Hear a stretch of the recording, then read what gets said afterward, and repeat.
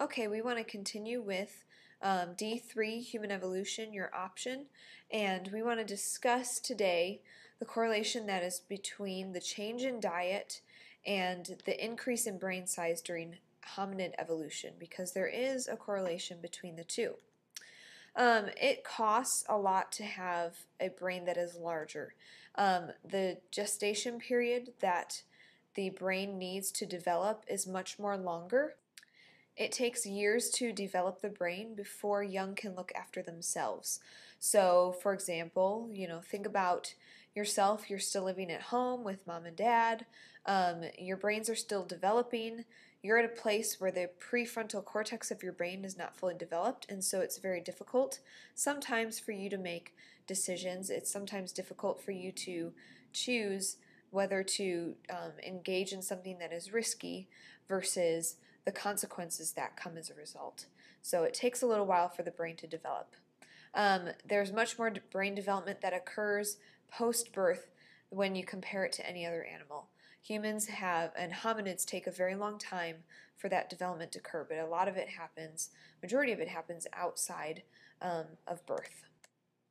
So to put it very plain and simple, it takes a lot of energy. We have to expend a lot of energy in order to maintain, develop, keep our larger brains. So hominids needed to increase their energy uptake, and so because of their larger brains, so where did this energy come from?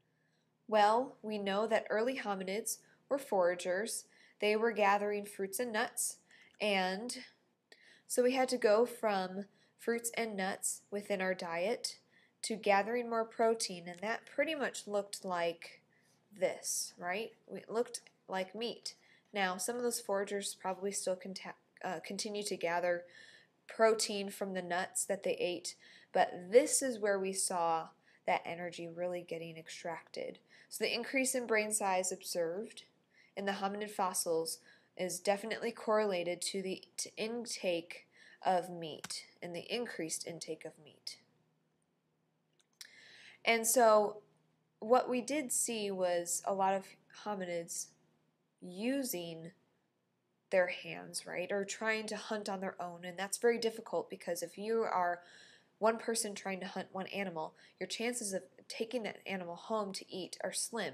So they started to become, to get into more social groups, and as they did this, they also developed tools that were more sophisticated that helped them basically get better protein, more protein, and they were more efficient through doing that.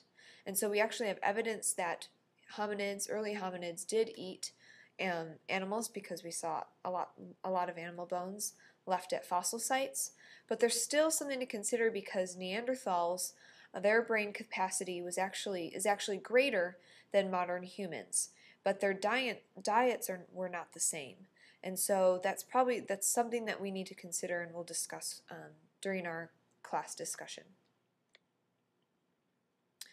So remember that the cranial capacity is determined through natural selection. It's not these animals trying to become smarter.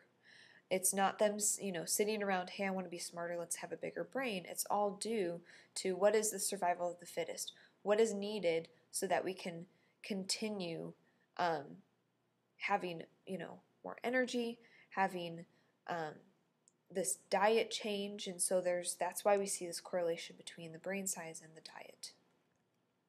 Okay, very briefly, D.3.8-10, distinguish between cultural and genetic evolution. This one is pretty basic and straightforward. We know genetic evolution is dealing with inherited traits, so it's the change over time that we see in genetics.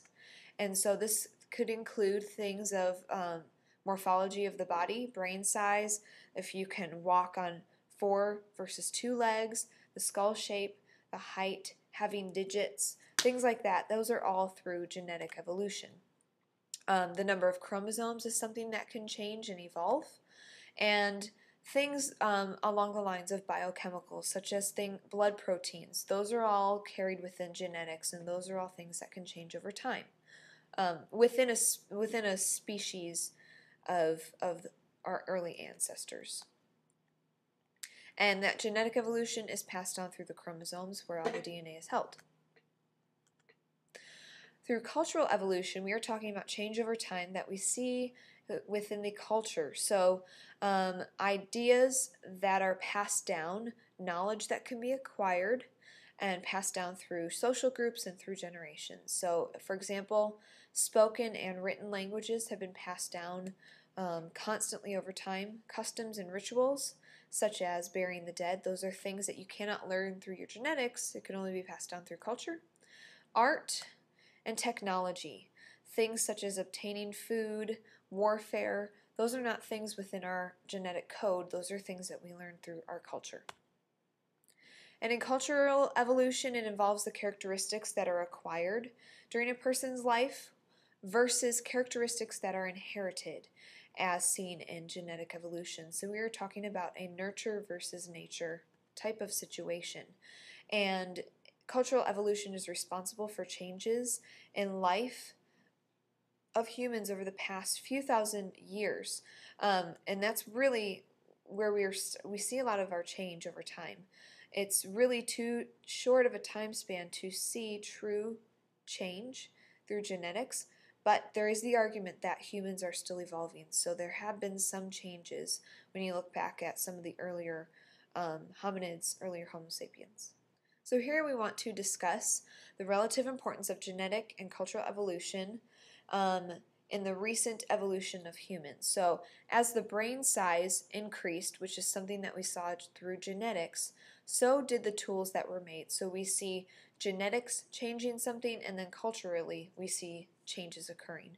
So for example, in Homo habilis, those hominids were using very simple chopping tools.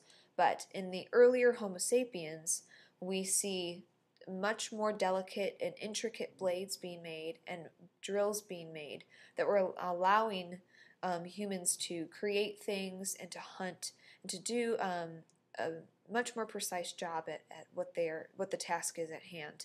And genetic evolution must occur so that the evolution can occur. It almost seems as if, the chicken and the egg situation where genetic evolution is what happens first, and then the culture and the group of people at that time begin to adapt and have the ability to use their brains and use some sort of intelligence to allow for cultural evolution to occur.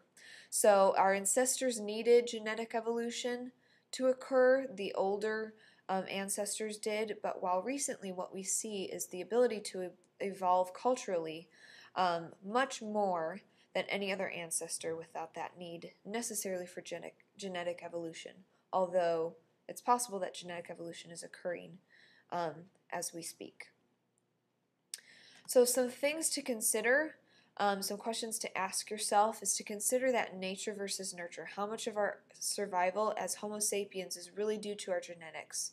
How much of it is due to our culture? And some things that we'll discuss and things to ask yourself is, could we actually evolve culturally to the point where we can settle racial tensions or ecological injustices? Or is this it? Or do we need to wait for genetic evolution to actually occur before we can solve some of the problems that our generation and many generations in the past, looking back at World War I, World War II, that we have dealt with, these ecological problems that we have in the world? Is it going to take genetic evolution to actually occur within our species before we can solve these issues?